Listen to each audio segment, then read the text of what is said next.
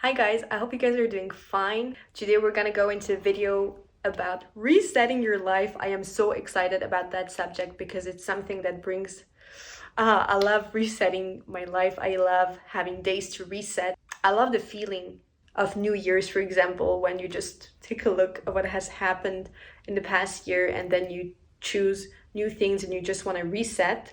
So we are not New Year's, but I just had my birthday, so it feels like a new year. It is a new year. I'm gonna give you 9 steps in which you can reset your life. I use personally those 9 steps and I hope they can help you as well. So before giving you the 8 tips I have for you, the 8 steps I have for you in order to reset your life, like when I reset personally, I take a day off or a half a day off to do it and to do those things. And I usually do it, I think, 2 or 3 times a year. I think I want to incorporate it 4 times. I usually do it around December.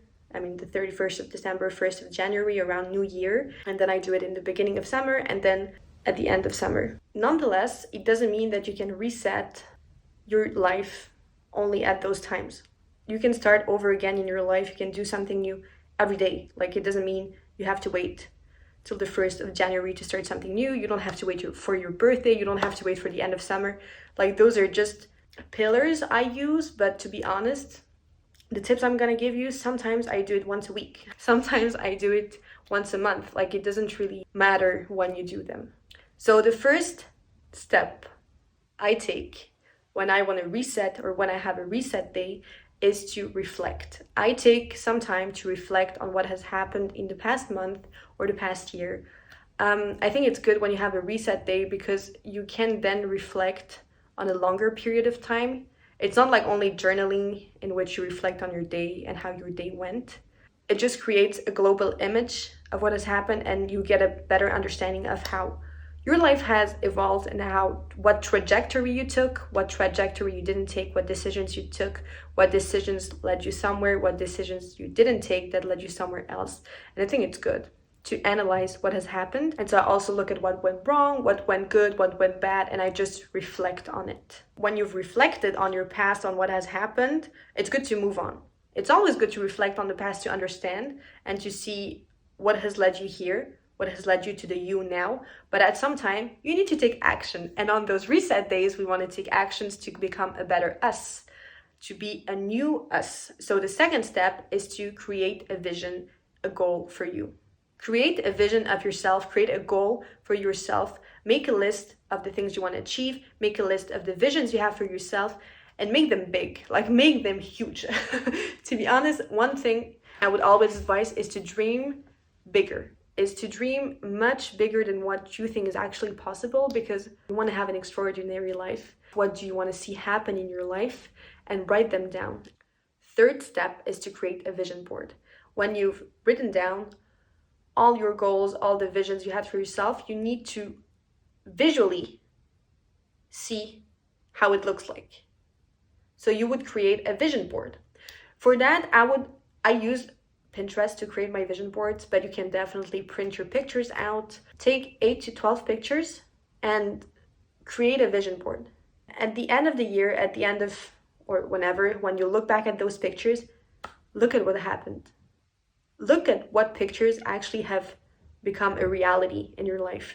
And you'll be surprised at how much becomes a reality.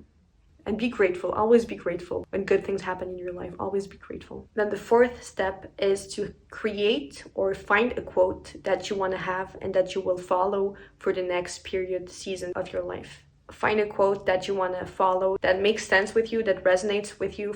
At the beginning of 2023, I received a quote for me, and it was such a pretty quote, and I found it back at the end of 2024, and I was like, wow, this is exactly the quote of my year. Like, it represents my year. It represented all that happened in this year, and it's crazy when you have one. And so this year I have another quote, and I feel it's really becoming the reality in my life, and I am so grateful. And for next year, for sure, I'll do that again. I'll have one quote that I will follow for the year. The fifth step is to assess your relationships and friendships. Maybe you did that already in the reflection part, which is amazing. But if you haven't, I would take also a time in that reset day or that reset time to assess and really evaluate your friendships and relationships. Look at the friendships. If you're happy with them, if you're satisfied with them, look at the relationships you have. Are you satisfied? Are you happy with them? Are you your best self? Are you becoming the best version of yourself in those relationships, those friendships? It's always good to have a very clear vision of what is going on in your life. It's always good to have a very honest vision with yourself and honest discussion. Don't hide things from yourself. You're the only one losing on it.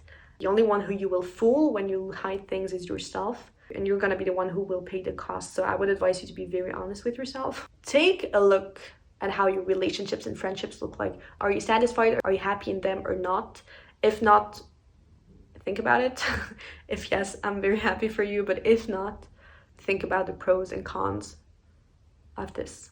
And then the 6th step is to decide on 1 or 2 habits you want to incorporate for the next season. So those habits need to be smart ones and not too big ones. Like, you don't want to say, from now on, I'll study Russian 3 hours a day. Like, put some realistic habits. Maybe you're able to study 3 hours of Russian a day, and I'm very happy for you, but I would advise you to implement very small but very steady and consistent habit that you can really keep. That can be starting to work out once a week. That can be incorporating 1 hour of Russian a week, which is, I think, more sustainable and more doable. But always aim for sustainable and doable and consistent habits that you will be able to keep on the long run, and not habits that will burn you out in 2 weeks. The 7th tip, and this one is a bit more concrete, is to deep clean your space. It's always good when you enter a new season, you become a new person, that you clean your space. Make it very clean. So if you don't want to do that, you can of course ask a professional to come and do it. That also cleans inside the cabinet, not only the surface, but clean everything. Like, deep clean your place, deep clean your house, deep clean your car if you have one, deep clean everything if possible. And then my last tip is to declutter your space. This is by far my favorite. I love decluttering things. This will create somehow a lot of mental space. Your space is a representation of the mind. So if your space is clean and decluttered, your mind will be more at peace. I don't know if it's true scientifically, but I have seen it in my life. When my place is full of clutter and full of things that are not useful and that I don't need, I'm just gonna feel very cluttered in my mind as well. And when I get rid of stuff that I don't need anymore, when I get rid of stuff that is not useful, well, then my mind becomes much clearer and sharper. Yes, I'd advise that as well. I hope you guys enjoyed the video. Please don't forget to give a like and subscribe, and thank you so much for watching till the end. Bye bye.